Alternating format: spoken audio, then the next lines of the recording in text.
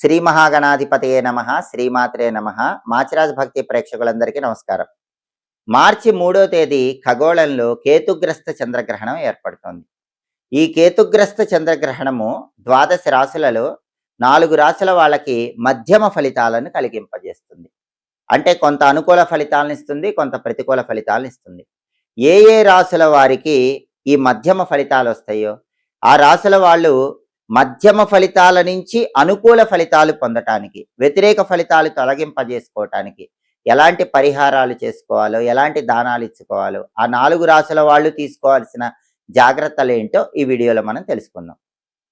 మార్చి 3వ తేదీ ఖగోళంలో కేతుగ్రస్త చంద్రగ్రహణము పుబ్బా నక్షత్రం అంటే పూర్వ ఫల్గుని నక్షత్రంలో సింహరాశిలో ఏర్పడుతోంది. ఈ గ్రహణ ప్రభావం నెల రోజుల పాటు కొన్ని రాశులకి మధ్యమ ఫలితాలను ఇస్తుంది. ఆ తర్వాత 6 నెలల పాటు అప్పుడప్పుడు మధ్యమ ఫలితాలను ఇస్తుంది. కానీ నెల రోజుల పాటు మాత్రం ఎక్కువగా మధ్యమ ఫలితాలను ఇస్తుంది. మధ్యమ ఫలితాలంటే కొంత అనుకూల ఫలితాలు, కొంత ప్రతికూల ఫలితాలు ఇస్తూ ఉంటుంది. అలా మధ్యమ ఫలితాలు వచ్చేటటువంటి రాశులు ఏంటి, ఆ మధ్యమ ఫలితాలు ఎలా ఉంటాయి అనే విషయాన్ని మనం పరిశీలిస్తే మనకు జ్యోతిష శాస్త్రంలో గ్రహణ గోచారం అని చెప్పారు. గ్రహణ గోచారం ఏం చెప్తుందంటే మన జన్మరాశి నుంచి చూసుకున్నప్పుడు, మన జన్మరాశి నుంచి లెక్కబెట్టినప్పుడు 2వ రాశిలో కానీ, 5వ రాశిలో కానీ, 7వ రాశిలో కానీ, 9వ రాశిలో కానీ గ్రహణం వస్తే ఆ గ్రహణం మధ్యమ ఫలితాలను ఇస్తుంది. అంటే కొంత అనుకూలత ఇస్తుంది, కొంత ప్రతికూలత ఇస్తుంది. ఈ ప్రక్రియలో భాగంగా గ్రహణం వల్ల మధ్యమ ఫలితాలు వచ్చే మొట్టమొదటి రాశి కర్కాటక రాశి. ఎందుకంటే గ్రహణం సింహరాశిలో వస్తుంది. కర్కాటక రాశి నుంచి చూసుకున్నప్పుడు కర్కాటకం, సింహం. కర్కాటక రాశి వాళ్ళకి 2వ స్థానంలో గ్రహణం వస్తుంది. 2వ స్థానము అంటే అది దేనికి సంకేతం అంటే జ్యోతిష శాస్త్రంలో 2వ స్థానాన్ని వాక్ స్థానం అంటారు, ధనస్థానం అంటారు, కుటుంబ స్థానం అంటారు. ఈ 2వ స్థానంలో గ్రహణం ఏర్పడుతోంది కాబట్టి కర్కాటక రాశి వాళ్ళకి ఒక్కొక్కసారి మీ మాట వల్ల శత్రువులు పెరుగుతూ ఉంటారు, ఒక్కొక్కసారి మీ మాట వల్ల మిత్రులు పెరుగుతూ ఉంటారు, ఒక్కొక్కసారి మీ మాట వల్ల అనుకూలత వస్తుంది, ఇంకొకసారి మాట వల్ల ప్రతికూలత వస్తూ ఉంటుంది. ఇలా మధ్యమ ఫలితాలు ఉంటాయి.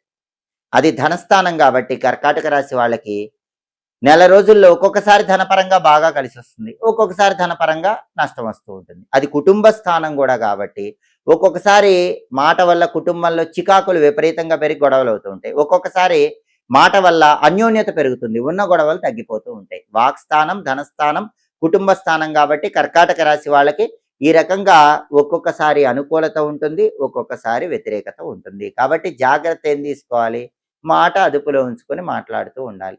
డబ్బు ఖర్చు పెట్టేటప్పుడు ప్రత్యేకమైన జాగ్రత్తలు తీసుకోవాలి. కుటుంబ సభ్యులతో జాగ్రత్తగా మాట్లాడాలి. ఈ జాగ్రత్తలు తీసుకుంటూ గ్రహణం సందర్భంగా దానాలు ఇచ్చుకున్నట్లయితే ప్రతికూల ఫలితాలు తగ్గిపోతాయి, అనుకూల ఫలితాలు పెరుగుతాయి.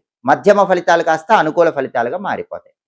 ఆ తర్వాత గ్రహణ గోచారం పరంగా మధ్యమ ఫలితాలు వచ్చే 2వ రాశి మేషరాశి. ఎందుకంటే మేషరాశి నుంచి లెక్క పెట్టినప్పుడు మేషం, వృషభం, మిథునం, కర్కాటకం, సింహం. గ్రహణం వచ్చే సింహరాశి మేషరాశి వాళ్ళకి 5వ రాశి అవుతుంది.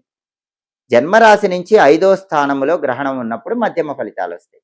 5వ స్థానం అంటే అది జ్యోతిష్యంలో దేన్ని రిప్రజెంట్ చేస్తుందంటే 5వ స్థానాన్ని సంతాన స్థానము అంటారు. 5వ స్థానము సంతాన స్థానం కాబట్టి మేషరాశి వాళ్ళకు ఒక్కొక్కసారి సంతానంతో విభేదాభిప్రాయాలు వస్తూ ఉంటాయి, ఒక్కొక్కసారి సంతానంతో అనుకూలత పెరుగుతుంది, ఉన్న విభేదాలు తొలగిపోతాయి, ఒక్కొక్కసారి సంతాన సంబంధమైన సమస్య వస్తూ ఉంటుంది. సంతానానికి విద్యలో ఆటంకాలు, ఉద్యోగంలో ఆటంకాలు, వ్యాపారంలో ఆటంకాలు, విదేశాలకు వెళ్ళటానికి ఆటంకాలు, ఇలాంటివన్నీ వచ్చి సంతాన పరంగా ఆందోళన ఉంటుంది.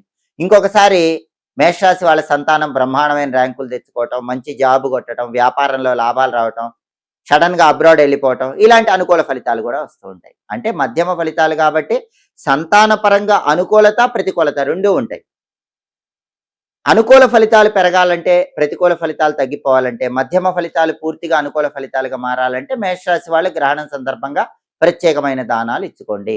సంతానానికి సంబంధించిన వ్యవహారాల్లో నిర్ణయాలు తీసుకునేటప్పుడు కీలకమైన నిర్ణయాలు జాగ్రత్తగా 1కి 10 సార్లు ఆలోచించి తీసుకోండి. సంతానానికి సంబంధించిన నిర్ణయాల్లో తొందరపాటు పనికిరాదు. ఈ జాగ్రత్త ఒక్కటి మేషరాశి వాళ్ళు పాటిస్తే సరిపోతుంది. ఆ తర్వాత గ్రహణ గోచారం పరంగా గ్రహణం వల్ల మధ్యమ ఫలితాలు వచ్చేటటువంటి 3వ రాశి కుంభరాశి. ఎందుకంటే కుంభరాశి నుంచి లెక్క పెట్టినప్పుడు కుంభం, మీనం, మేషం, వృషభం, మిథునం, కర్కాటకం, సింహం. గ్రహణం వచ్చే సింహరాశి 7వ రాశి అవుతుంది. కుంభరాశి వాళ్ళకి వాళ్ళ రాశి నుంచి 7వ స్థానములో గ్రహణం వచ్చింది. 7వ స్థానంలో గ్రహణం మధ్యమ ఫలితాలను ఇస్తుంది. 7వ స్థానం అంటే జ్యోతిషంలో అది దేన్ని రిప్రజెంట్ చేస్తుంది? 7వ స్థానాన్ని వివాహ స్థానం అంటారు. 7వ స్థానాన్ని దాంపత్య స్థానం అంటారు. 7వ స్థానాన్ని భాగస్వామ్య వ్యాపారాలకు సంబంధించిన స్థానము అని కూడా పిలుస్తారు. కాబట్టి కుంభరాశి వాళ్ళకి గ్రహణం ఏం చేస్తుంది? ఎవరైనా చాలా కాలంగా పెళ్లిళ్ళు నిశ్చయం కాక ఇబ్బంది పడుతున్న వాళ్ళకు ఉన్నట్టుండి పెళ్లి నిశ్చయం అయిపోతుంది. బ్రహ్మాండమైన సంబంధం వచ్చి పెళ్లి నిశ్చయం అయిపోతుంది. ఇంకొకసారి ఏం జరుగుతుంది? పెళ్లి ఆల్మోస్ట్ నిశ్చయం అయిపోయిన కుంభరాశి వాళ్ళకి ఏదో కారణంతో పెళ్లి క్యాన్సిల్ అయిపోవచ్చు.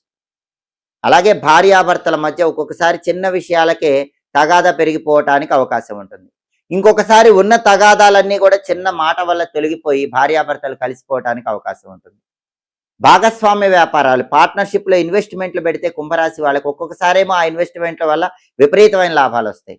ఒక్కొక్కసారేమో ఇన్వెస్ట్మెంట్ పెడితే ఇన్వెస్ట్మెంట్ వల్ల పూర్తిగా నష్టం వస్తుంది. అంటే మధ్యమ ఫలితాలు. కాబట్టి వివాహ పరంగా కానీ, దాంపత్య పరంగా కానీ, భాగస్వామ్య వ్యాపారాలు, పార్ట్నర్షిప్ బిజినెస్ల పరంగా కానీ కుంభరాశి వాళ్ళకు మధ్యమ ఫలితాలు. ఒక్కోసారి బ్రహ్మాండంగా ఉంటుంది, ఒక్కోసారి వ్యతిరేకత ఉంటుంది. కుంభరాశి వాళ్ళు ఏం జాగ్రత్త తీసుకోవాలి? పెళ్లి సంబంధం నిశ్చయం చేసుకునేటప్పుడు జాగ్రత్తగా ఆలోచించి నిశ్చయం చేసుకోవాలి. భార్యతో కానీ, భర్తతో కానీ, లైఫ్ పార్ట్నర్తో మాట్లాడేటప్పుడు జాగ్రత్తగా మాట్లాడాలి.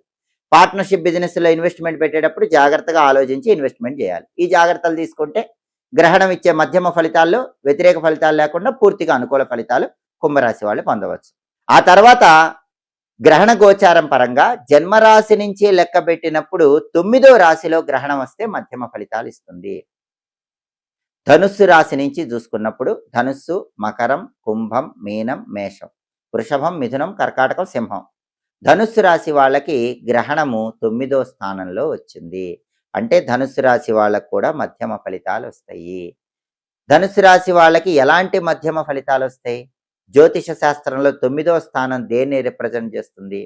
9వ స్థానం అంటే అది వంశపారంపర్య ఆస్తులను రిప్రజెంట్ చేస్తుంది. అలాగే 9వ స్థానం అంటే అది తండ్రి స్థానము. 9వ స్థానం అంటే ఆకస్మికంగా వచ్చే అదృష్టాన్ని కూడా రిప్రజెంట్ చేస్తుంది. కాబట్టి ధనుసు రాశి వాళ్ళకి ఏం జరుగుతుంది? కొంతమంది ధనుసు రాశి వాళ్ళకి తండ్రితో గొడవలు ఉంటే ఆ గొడవలన్నీ తొలగిపోయి అనుకూలత పెరుగుతుంది.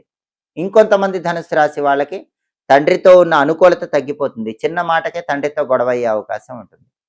అలాగే కొంతమంది ధనుసు రాశి వాళ్ళకి వంశపారంపర్యంగా ఉన్నటువంటి ఆస్తులు కలిసి వస్తాయి. ఇంకొంతమంది ధనుసు రాశి వాళ్ళకి వంశపారంపర్యంగా రావాల్సిన ఆస్తులు లాస్ట్ మూమెంట్లో చేజారిపోతాయి. అలాగే పూర్వజన్మ పుణ్యం కొంతమందికి ఏమో కలిసి వస్తుంది, కొంతమందికి ఏమో పూర్వజన్మ పుణ్యం కలిసి వచ్చే తరుణంలో త్రుటిలో చేజారిపోతూ ఉంటుంది. ఎందుకంటే ధనుసు రాశి వాళ్ళకి 9వ స్థానంలో గ్రహణం వచ్చింది కాబట్టి అది మధ్యమ ఫలితాలు ఇస్తుంది. అలా కాకుండా పూర్తిగా అనుకూల ఫలితాలు రావాలంటే ధనుసు రాశి వాళ్ళు ఏం చేయాలి? తండ్రితో మాట్లాడేటప్పుడు జాగ్రత్తగా మాట్లాడాలి. వంశపారంపర్య ఆస్తుల విషయంలో తల్లిదండ్రులు, తాత ముత్తాతలు వీళ్ళకి సంబంధించిన ఆస్తుల విషయంలో జాగ్రత్తగా ఆలోచించి ఏదైనా నిర్ణయం తీసుకోవాలి. దైవారాధన ఎక్కువగా చేయాలి. అప్పుడు పూర్వజన్మ పుణ్యం అనేది తొందరగా కలిసి వస్తుంది. దాంతోపాటుగా గ్రహణ సందర్భంగా దానాలు ఇచ్చుకోవాలి. ఇవి చేసుకుంటే మధ్యమ ఫలితాలు అనుకూల ఫలితాలుగా మార్చుకోవచ్చు. కాబట్టి మార్చి 3వ తేదీ కేతుగ్రస్త చంద్రగ్రహణం అనేది 4 రాశులకి మధ్యమ ఫలితాలను ఇస్తుంది. ఆ 4 రాశులు ఏంటంటే కర్కాటక రాశి, మేషరాశి, కుంభరాశి, ధనుస్సు రాశి. ఈ 4 రాశుల వాళ్ళు మధ్యమ ఫలితాలు అంటే కొంత అనుకూల ఫలితాలు, కొంత ప్రతికూల ఫలితాలు వస్తాయి. కాబట్టి ప్రతికూలత పోగొట్టుకోవటానికి, అనుకూలత పెంచుకోవటానికి ప్రత్యేకమైన దానాలు ఇచ్చుకోండి. ఇది కేతుగ్రస్త చంద్రగ్రహణం కాబట్టి కేతువుకి ఇష్టమైన ఉలవలు కాబట్టి కేజింబో ఉలవలు దానం ఇవ్వండి. చంద్రుడికి ఇష్టం బియ్యం కాబట్టి కేజింబో బియ్యం దానం ఇవ్వండి. కేతువుకు సంకేతంగా చిన్న నాగపడికి ఇవ్వండి. చంద్రుడికి సంకేతంగా చిన్న వెండి బింబం ఇవ్వండి. ఒక ఆవు నెయ్యి ప్యాకెట్ దానం ఇవ్వండి. ఇవన్నీ పంతులు గారికి గ్రహణం పూర్తయ్యాక ఇవ్వండి, లేదా మర్నాడైనా ఇవ్వండి. వీలైతే శివాలయంలో రుద్రాభిషేకం చేయించుకోండి. ఈ పరిహారాలు చేసుకుంటూ ఈ జాగ్రత్తలు తీసుకుంటే ఈ 4 రాశుల వాళ్ళకి ఈ కేతుగ్రస్త చంద్రగ్రహణం అనేది మధ్యమ ఫలితాలను తగ్గించి పూర్తిగా అనుకూల ఫలితాలుగా మార్చుకోవటానికి ఆస్కారం ఎంతగానో ఉంది. దీని ప్రభావం నెల రోజుల పాటు పనిచేస్తుంది. కాబట్టి ఈ 4 రాశుల వాళ్ళు ఈ ప్రత్యేకమైన విధి విధానాలు పాటించండి. ఎప్పటికప్పుడు జ్యోతిష శాస్త్ర పరంగా ఆసక్తికరమైన విశేషాంశాలు తెలుసుకోవాలంటే మాచిరాజ్ భక్తి ఛానల్ తప్పకుండా చూడండి. మా వీడియోస్ మీకు నచ్చినట్లయితే మా ఛానల్ లైక్ చేయండి, కామెంట్ చేయండి. మా ఛానల్ వీడియోస్ 10 మంది మిత్రులకు షేర్ చేయండి. మా ఛానల్ సబ్స్క్రైబ్ చేసుకోండి. పక్కనున్న బెల్ సింబల్ నొక్కటం మాత్రం మర్చిపోకండి. సర్వే జనాః సుఖినో భవంతు. స్వస్తి.